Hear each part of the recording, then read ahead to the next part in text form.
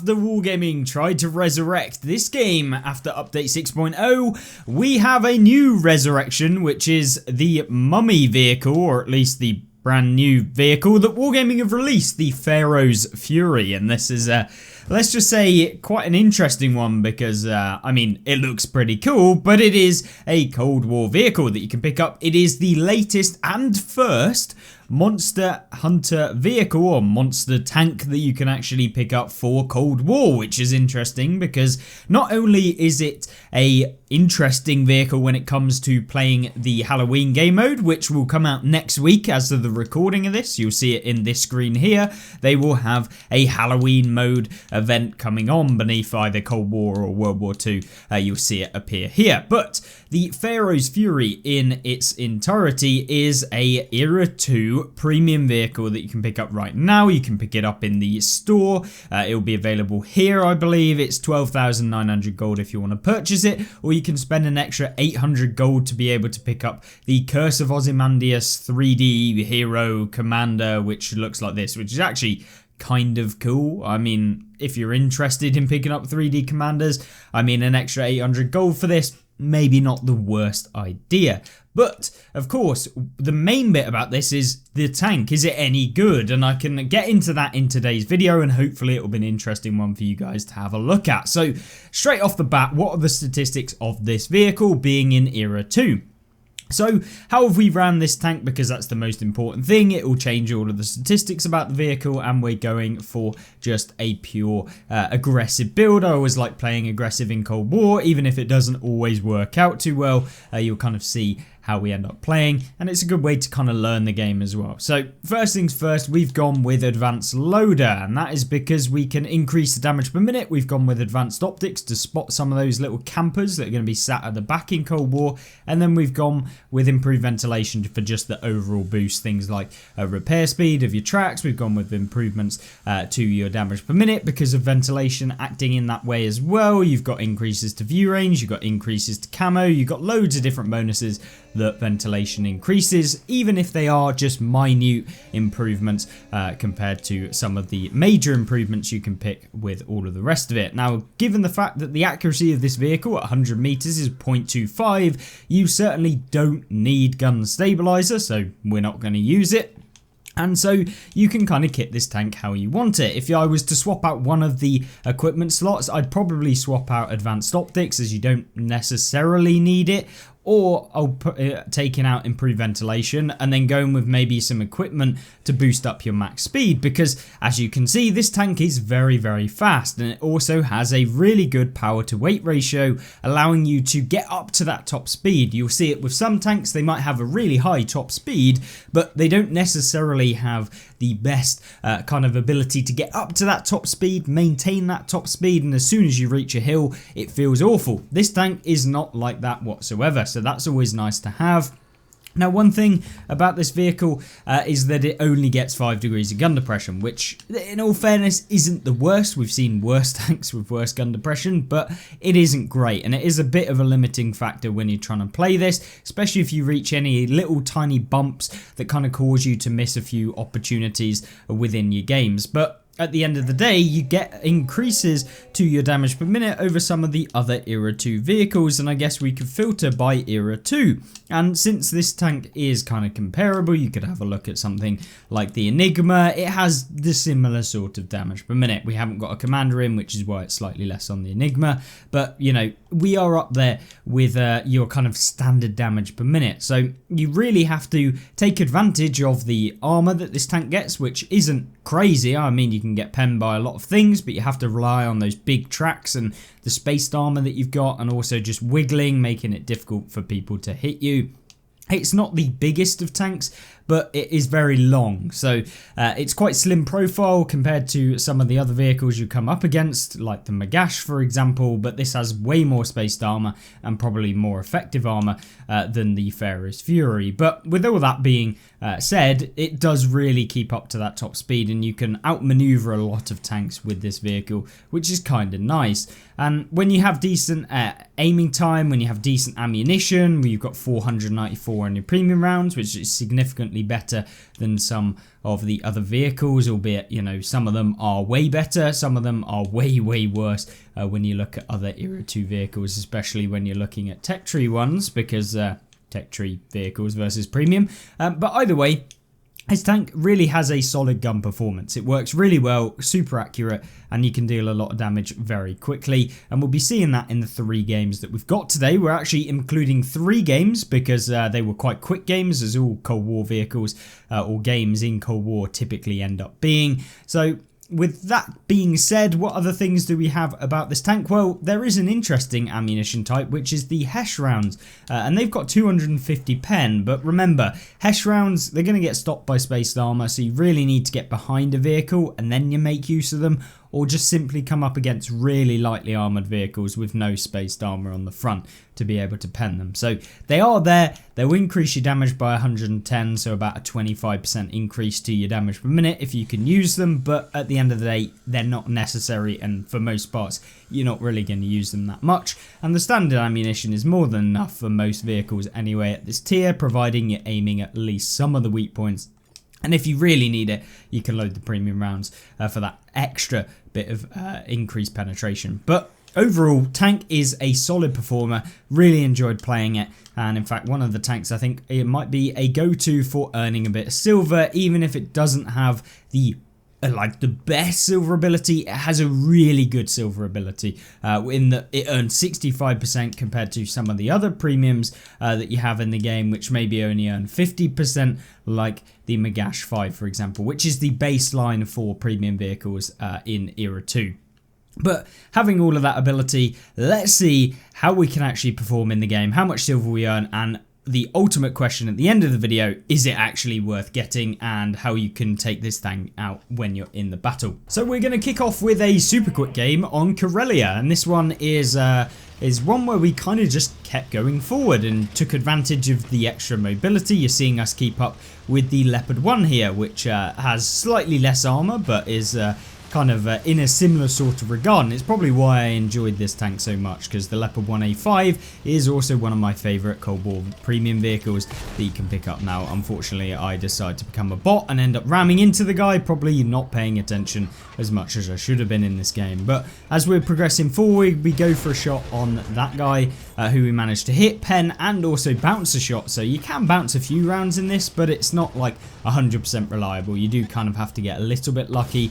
But as we push up here, we're going to get into a nice position to counter the Magash and also some of the other vehicles as well that are going to be pushing up to where he is, and we can easily poke here, only exposing the turret of the tank to get a few free shots. We actually hit the Magash here with a tracking shot, which gives us a little bit of assistance here, and then we're going for that actual tracking damage again, but unfortunately don't manage to track him. But don't worry, because there's plenty more damage when it comes to this game, as we can push forward and be kind of the brute force that kind of goes forward. I always like vehicles that are aggressive, and this certainly is one of those. So yeah, if you're interested in aggressive tanks, then this is a great one. And although it is very expensive, you know, it's not really that much more expensive than any of the other vehicles you can pick up in this era. So I guess Wargaming are just pricing it based on what everything else is, even if their standard pricing is very expensive. I mean, I think it will cost about £35 if you want to pick up this vehicle. So yeah, make of that what you will. Translate that into whatever your currency is. Obviously, it might be slightly different depending on tax rates and stuff like that Wargaming implement. But of course, you guys will know that more than me, and to your own currency. But as you can see, we've been able to just push quite aggressively here, not really having to pay much attention. The great shell velocity on the standard rounds is quite nice. We've got AP or FSDS, which is armor piercing, fin stabilize, depleting Sabot or something like that, I believe. It's Sabot rounds anyway, or I don't know how you want to pronounce it, but I'm pretty sure that's what it is. Either way, as we've pushed up here, we have the M60 who's camping on the hill in base. Not a surprise there, but I'm not surprised considering our team have demolished his flank, but maybe you could have helped out his teammates by pushing up with them earlier in the game. But we try and get a shot onto him, a little bit of a lucky one to even hit that guy, but I mean, we do hit him and we managed to break his gun, so I'm sure he's very happy about that one. But Having bounced 1400 damage, not taken a single shot so far, and dealt 4900, I'm pretty confident with how this game's going. And we've also managed to pick up a little bit of assistance along the way, so you can almost guarantee how much silver we're going to be earning in this game, and that is quite a bit. There's a surprise, but given the fact that, you know, you don't have to have these outrageous, like, crazy games in this tank to make a ton of silver, and especially if you were taking advantage of the most recent silver with interest operation. Granted, it was before this tank was released, but coming up into the next silver with interest operations and stuff like that should be really good one to actually earn a bit of cash or silver in the game, which is great.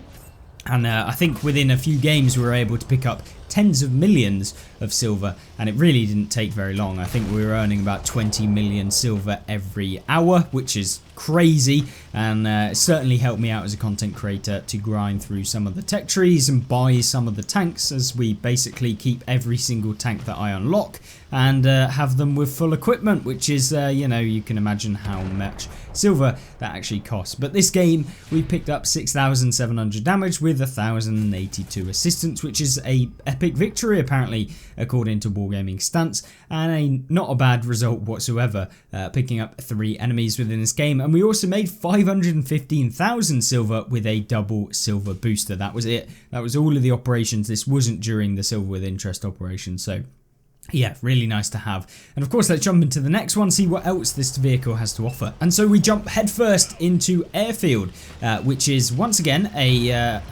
basically a new old map that was released. Obviously, we had Sunset Coast originally, as in basically with update 6.0 they removed a load of maps. Airfield was the original, then they made Sunset Coast, and then they removed Airfield from the standard map rotation but had Sunset Coast in there. So this is kind of the original, and then of course reintroduced back into the game, which is nice.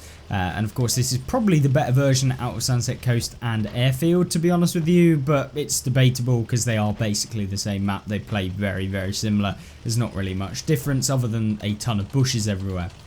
Now, because we're fairly fast, we can get up into this location without really any contest in E6 by the enemy tanks who might have also pushed up there.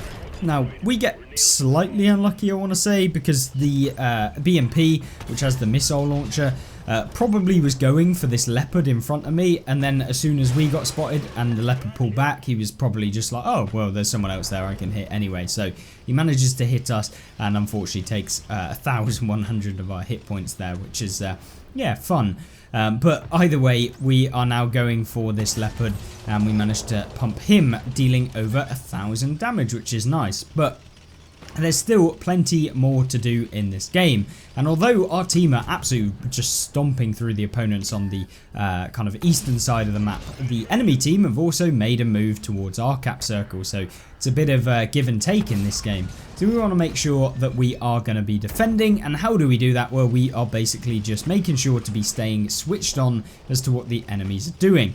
But given that a lot of the enemies are starting to push up, I try and go for that shot. It's a slim one, unlucky to hit. Probably didn't aim 100% as best as we could, as we had to take a little while and we didn't have that much time to actually find out where the crossing point was. But we try and go for the Sheridan's track here. Just once again, bad aim when I was actually playing, so we miss on that one. But given that some of our team have come back to try and contest the enemy team that are pushing our base, we can kind of move up here and really try and support them as much as we can. But with some enemy tanks pushing all the way past our cap circle and towards the 2 light tanks over there, we could do with trying to help those out. And I don't want to get kind of caught in a bit of a crossfire here, so we got to focus one side, and we are going to try and go for the T-72. Once again, terrible aim, managing to just completely miss, but we go again against the T-72 here, getting a free one into him. There's a few tanks that we can hit here. We go for the AMX-30B, easy shot as you like. The RDF then starts pulling back, and we're kind of waiting. Maybe one of them will go back. They do. The RDF gives us another shot of damage. It's basically just Farm City. But as you may see, this doesn't look all too good. There's a lot of vehicles over here, and if you're looking on the map, I am in a bit of a sausage sandwich, and we all know what sausage sandwiches are like. You don't want to be in one. The enemy BMP actually misses us. I decide it's time to actually YOLO down here. We don't want to get hit by the light tank who's sat on the hill. Want to minimize as many of the guns for shooting at us. We get unlucky there, actually not managing to pen the M60A2 here, getting around the side of him, making it difficult for as many of these tanks to hit us. And then I decide to absolutely terribly aim at the T-55 Enigma, probably because I'm not that used to playing Cold War. And then auto-aiming again. This is why you don't auto-aim, folks. Always make sure that you do aim, because we could have got another free shot into the M60, and we could have actually penned the previous shot that we fired at him to be able to get more damage. But nonetheless, we pick up 6,500 damage. You could see the armor does hold up somewhat, and we also got a little bit of assistance as well and a ton of silver for a very, very quick game. And given that we talked a lot about Airfield, why not have a look at Airfield again in Sunset Coast, but from the other spawn. This is, of course, the map that we talked about earlier, which came in after Airfield. Then Airfield was removed, and they kept this one in, and then they reintroduced Airfield. But principally the same map. Now, what we do here, using the mobility, we try and get into this clutch point. This is kind of where the game is typically won from, because pushing into their base from the other side can be a little bit difficult. You can often lose quite a bit of hit points from there, and so we can just try and make most of the situation by coming into here, try and spot some of the opponents, and we go for a bit of damage here. Put one into the M60, probably going to take a few hits from campers that are going to be sat back there. Now, we don't know, but you can see me just trying to get a little bit lucky here with some auto aims. As often in Cold War, you get very limited accuracy, or at least ability to fully aim when you are at these sorts of ranges, and when there's so many tanks and you don't really want to expose all too much. But we bounced off the M60, which is brilliant, and also take 2 hits, so really good trade so far. Still, we blocked 660 damage. I mean, you can't be particularly too annoyed with that, considering that this is kind of like an armoured medium in the game. But with the 30B2 Brennus, which is just a pain in the arse to actually pen, we do manage to hit him. We get a little bit of extra damage, and now we've got to make the decision to try and clear up the flank from behind us, because it seems like the enemy team are trying to do a little bit of a pincer maneuver or a encirclement around us, so we need to break the flank from behind and help out the team with this Brennus by improving the kind of crossfire that we do have going on.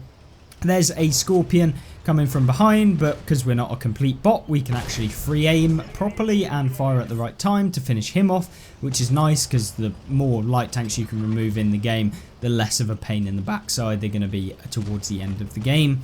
Our team actually make the good play here by turning around and going towards the opponents who are going to outflank them, which means we can just encircle them, pump them all out, because it's what, 6 versus 1, and I mean, it's not going to be fun for the enemy team. We get a lucky shot in here. No point in trying to actually aim properly when it comes to that, since it would have been just horrible to try and aim whilst on the move, because we want to keep moving so we can push towards some of these other vehicles over here before we get taken out. Now, this guy bounces off of us. Our light tank comes along with his little tow missile and deals 1,000 damage to him, which is always perfectly fine and balanced. And then as we come round, we're going to time this right, and then we fire. Lovely work. 3,000 damage done, and also bounce, 790 or something like that. So not a bad game. We are going over to the left hand side. We want to create another pincer, because at the end of the day it's World of Pincers in World of Tanks, so you want to make sure that you are trying to outflank where you can, and that's exactly what we can do with the mobility of the tank, and just being just a nuisance where opponents just feel like they have to YOLO you like sometimes. So we get into this location, just seeing if we can get a free shot into the enemies that are in camping on their kind of corner on C1 and 2, but as we push over here we get spotted. That's absolutely fine, because we should hopefully be able to get into safety over here. There is an M60A2 here, and we're just going to get to this corner. Hopefully we can get a free shot into this guy. Want to avoid taking any missile that he might have. He appears to have fired his missile, comes forward a bit pretending like he has one, and then yeah, we're in a nice little position here, because at the end of the day he has to make the misplay. I've got teammates, and They can cover me if he decides to come round. He can't really do anything from here. But if you notice on the screen and on the minimap, there's a little heavy tank who's decided he's going to try and come around. We then realise the M60's fired. We want to make sure we hit him, so we go for that. And then this little fellow in the T-72 decides he's also coming around. So no, I don't think so, Mr. T-72. It's not your day, and with a lot of teammates on our side, we should be able to finish this guy off. He doesn't even get a second round into us before he's taken out, and we pick up, what, 5,200 damage as well. But still a few tanks on the enemy team left alive, so we can go towards them. We've got the perfect opportunity to create a crossfire once again. There's a surprise. And by coming up from this location, we spot a little an FV4-211, probably the most annoying vehicle in the game in Cold War at this tier. But don't worry, he's gone, so we don't have to worry about him at all. But we are going to help our teammate out with the TR-125, who's over here, and then with the T-72A, who's now decided to turn around. We lock him down by tracking him. He's side on to both sides, and then I was going to go back for another shot since he fired at us, but if we don't manage to get one, we try and just fully aim there against the Magash, but only get a sample of the damage left on him. But we still pick up 6,800 damage with 1,200 assist, 8,000 combined, with 4 enemies taken out, 1,600 base XP, which is a decent game, and probably the highest combined damage that we did today. But hopefully that's given you an indication about this tank. 500,000 silver, and a really good one at that. Should you buy this tank if you are after a fun, cool vehicle that also has the ability to use some of the extra Halloween game modes in the future, then yeah, I think this tank is actually not bad. But for 35 quid, is any tank really worth that on World of Tanks?